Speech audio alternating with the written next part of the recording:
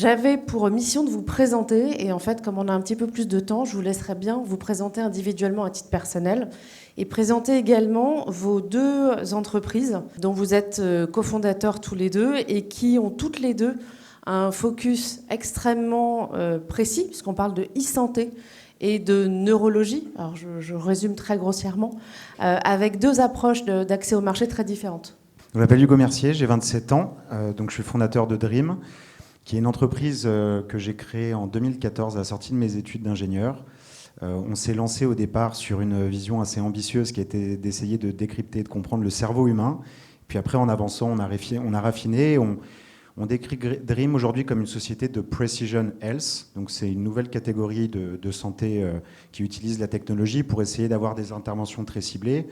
Et globalement, la technologie qu'on a développée, c'est une combinaison de hardware, de software, qui va permettre d'adresser de manière assez holistique les troubles de sommeil jusqu'à, depuis la compréhension, le diagnostic de l'apnée, l'insomnie, voire d'autres pathologies qui sont comorbides avec le mauvais sommeil.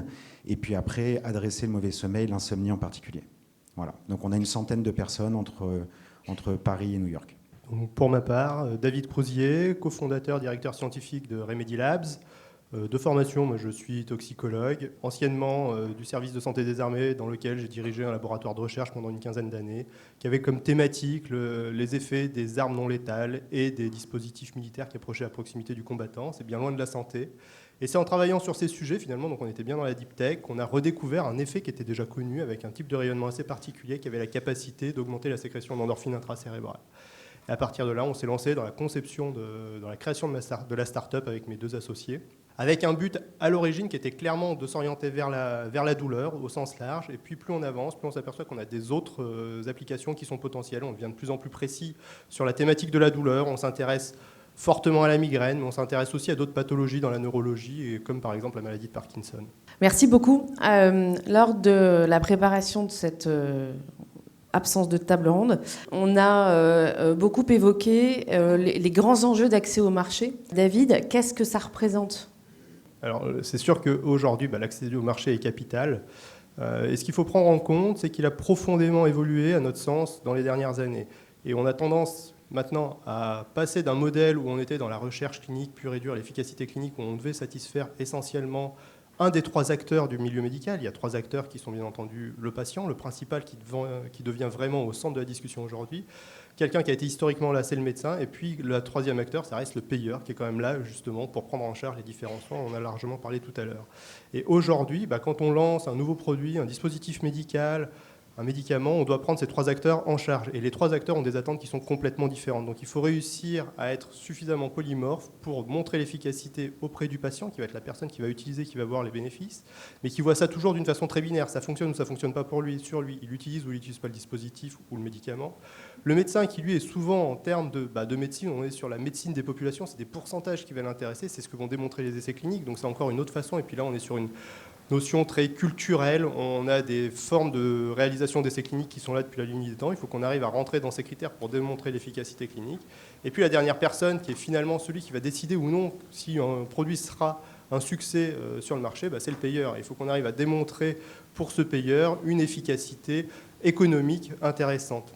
Et le point qui est devenu relativement intéressant aujourd'hui et qui fait qu'on est obligé aussi d'avoir différents visages quand on pense à tout ça, c'est que cette répartition des forces évolue. On veut mettre le patient de plus en plus au centre, mais cette répartition des forces va être très dépendante des pathologies qu'on va adresser. Il y a des pathologies encore pour lesquelles le médecin va être l'élément capital, le patient va être un peu obligé de suivre. Il y a des pathologies qui sont plutôt les pathologies chroniques ou dans les marges de la prévention, où c'est le patient qui va devenir la première personne à qui il va falloir s'adresser. Donc pour ça, l'accès marché est quand même, a profondément évolué, et c'est pour ça qu'il y a autant de questions aujourd'hui qu'on n'a pas encore trouvé un modèle, mais c'est pas parce qu'à mon avis, il n'y a pas de modèle, c'est qu'il y a plusieurs modèles qui doivent exister. On va déjà tout dit. Donc je vais dire à peu près la même chose, mais dans un ordre un peu différent. Je pense que dans le domaine de la santé, finalement, l'accès au marché, c'est un peu comme dans toutes les thématiques entrepreneuriales. Il faut commencer par identifier un besoin. Alors c'est vrai qu'en deep tech, on commence souvent par faire une technologie et on essaie de trouver un besoin, mais en tout cas, il faut essayer de comprendre un besoin, que ce soit du patient, moi j'appelle ça un utilisateur, je ne pense pas que les gens aiment trop qu'on les appelle des patients, d'un médecin, du système, à partir de ce besoin-là, trouver une solution, la développer, la tester, montrer qu'elle est efficace, évidemment, mais montrer aussi qu'elle est adoptée. Et je pense que ça, c'est un enjeu qui est important, que les gens s'en servent, puisqu'in fine, s'ils ne s'en servent pas, que ça marche dans un cadre clinique, mais que quand on passe en vie réelle, finalement, les gens ne s'en servent pas, ils n'ont pas envie de s'en servir, l'efficacité est nulle. Et puis après, il faut réfléchir à son business model, enfin, en tout cas, en parallèle, qui paye.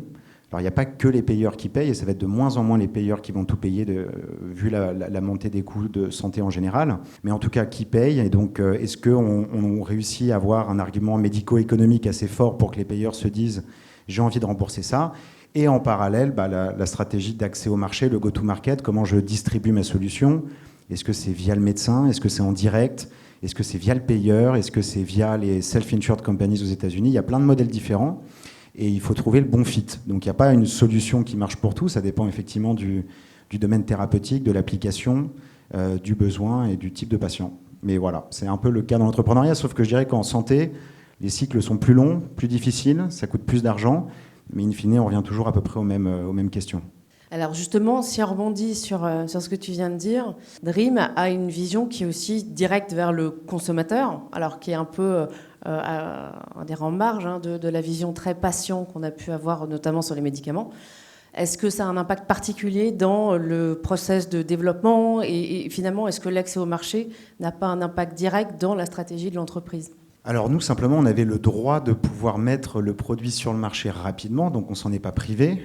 L'idée derrière ça, c'était effectivement d'atteindre une population critique large, de pouvoir générer des données de vie réelle tout de suite, de pouvoir itérer, co-développer la solution avec les utilisateurs, être extrêmement agile, itératif, et à la fin d'avoir une confiance statistique, étant donné qu'on parle de dizaines de milliers de personnes un peu partout dans le monde sur plusieurs mois ou plusieurs années, qui est très forte. Après, encore une fois, ça dépend du modèle, mais Dream, pour le coup, a démarré par une solution, on appelle ça en interne une solution pilote, donc, qui agrège le hardware, le software qui ont beaucoup évolué. Aujourd'hui, en termes de besoins et de marché, on en voit deux et on voit justement une dualité entre le consumer healthcare, donc un modèle en direct to consumer parce qu'il y a un besoin qui ne sera pas forcément pris en charge par les payeurs sur le sommeil pour la population, et de l'autre côté avec les payeurs. Donc notre stratégie, c'est plus de bosser avec les self-insured companies et de grosso modo faire une clinique de sommeil digitale pour diagnostiquer les troubles de sommeil de manière bien plus efficace, de traiter les gens de leur insomnie sans leur faire prendre des somnifères qui sont nocifs pour la santé. Et voilà. Et donc nous, on a cette dualité-là, et il y a des synergies entre les deux. Et dans ce que tu évoques, il y a aussi une différence de territoire probablement, avec un ancrage qui est très américain pour l'instant. Après, évidemment, David, ce sera intéressant d'avoir ton avis aussi là-dessus. Ouais, alors la plus grosse différence, je dirais que sur le principe, d'un point de vue réglementaire, l'Europe et les États-Unis ne sont pas si différents que ça, sur le principe, les concepts. Pareil pour les payeurs, c'est juste qu'en France, on a un très gros payeur qui paye pour tout le monde. Et aux États-Unis, on a plein de payeurs qui sont splittés. Donc l'avantage de ça pour un entrepreneur, c'est bien, parce que du coup, on peut aller essayer d'en convaincre un, faire un pilote, générer des données, puis aller en convaincre 2, 3, 4. Après, le problème, c'est que le modèle n'est pas hyper efficace, parce qu'il faut passer de payeur à payeur. Donc il y a un modèle qui marche pas mal, c'est ce qu'on fait nous, et c'est ce qu'ont fait des entreprises comme Omada et Livongo. On commence par les self-insured companies, parce que les entreprises, 50% des Américains ont accès à leur couverture santé via leur entreprise. Donc c'est-à-dire que les entreprises sont à la fois les payeurs. Donc en fait, on va convaincre les payeurs des entreprises, on fait une entreprise, 50, 100, 200, 250, et après on remonte au health plan. En gros, il y a le top 10 couvre tous les Américains, et on essaie de se faire rembourser. Et en France, c'est beaucoup plus dur de, par exemple, se faire rembourser par la Sécu, mais une fois qu'on l'est, on l'est à l'échelle du pays. Mais c'est moins facile, parce que c'est moins agile dans la démarche. On ne peut pas commencer à un petit niveau. Alors, il y a quand même des choses qui sont faites d'un point de vue innovation là-dessus pour tester, faire des pilotes, mais ça reste... Mais c'est compréhensible, je dirais. Je ne taperai pas sur la France là-dessus, quoi. Puisqu'encore une fois, quand on est aux États-Unis et qu'on a des problèmes de santé, c'est difficile. Voilà, pour l'occasion, c'est Hugo qui a tout dit, hein, on est tout à fait alignés sur les mêmes choses. C'est sûr que on est sur la même ligne. Le modèle français n'est pas si différent que ça du modèle américain, sauf sur cet aspect de qui est le payeur au final, et les États-Unis offrent plus de possibilités de tests. Donc ça permet aussi d'avoir un modèle qui est un peu plus, on va pas dire pro-innovation, mais où les gens ont déjà un peu plus l'habitude de payer pour leur santé, donc on peut plus facilement tester des choses. Et c'est vrai qu'on aura le problème de scalabilité par la suite, derrière, à partir de quand on va pouvoir toucher suffisamment de personnes. Ce qui est sûr, c'est que pour l'instant, nous, notre réflexion à notre niveau, c'est que pour commencer et initier une démarche relativement innovante, côté MedTech, les États-Unis sont la bonne cible, ne serait-ce que pour une question de pricing. C'est que la chose, quand on arrive en France, si on veut être remboursé par la Sécu, on va commencer tout de suite à négocier sur des prix relativement bas, ce qui peut s'entendre, mais qui vont nous impacter pour le reste d'un aspect plus mondial où les prix auraient pu être plus élevés. Et alors, si on rebondit avec la table ronde précédente, justement sur le prix des médicaments, est-ce qu'on pourrait relier, dans le cadre de la e-santé aussi, le bénéfice apporté au prix de la technologie ou du service, peu importe la façon dont on va le financer? Je pense que c'est quasi évident, et on a déjà la chose au niveau du médicament, on voit bien que certaines molécules qui sont identiques ne vont pas avoir le même prix remboursement en fonction de la pathologie dans laquelle elles vont être adressées. Ce ne sera pas le même nom de préparation, mais c'est déjà le cas. Et c'est sûr que finalement, ce qui compte au final, c'est le bénéfice patient. Et un patient qui va souffrir d'un Parkinson, pour lequel on va profondément améliorer sa qualité de vie, au niveau de la perception de valeur, on ne va pas être tout à fait sur la même chose que pour quelqu'un à qui on va diminuer un peu ses céphalées. Donc c'est évident que le prix ne sera pas forcément le même au moment où on arrivera au marché. Après, là, c'est de la stratégie d'entreprise. Et quand on va parler de stratégie d'entreprise, on sait très bien que nous, en tant que start-up, on ne pourra pas adresser l'ensemble des marchés en même temps. Et on a quand même un intérêt stratégique d'aller vers les choses sur lesquelles on aura le plus de valeur pour pouvoir développer par la suite. Non, je dirais que c'est un peu la même problématique sur le prix, la manière dont on réfléchit à ça. C'est on regarde globalement sur l'exemple du sommeil. La problématique, c'est que les médecins généralistes ne sont pas formés au sommeil. Donc, ils sont incapables de donner une solution à un patient qui vient et qui se plaint de troubles de sommeil.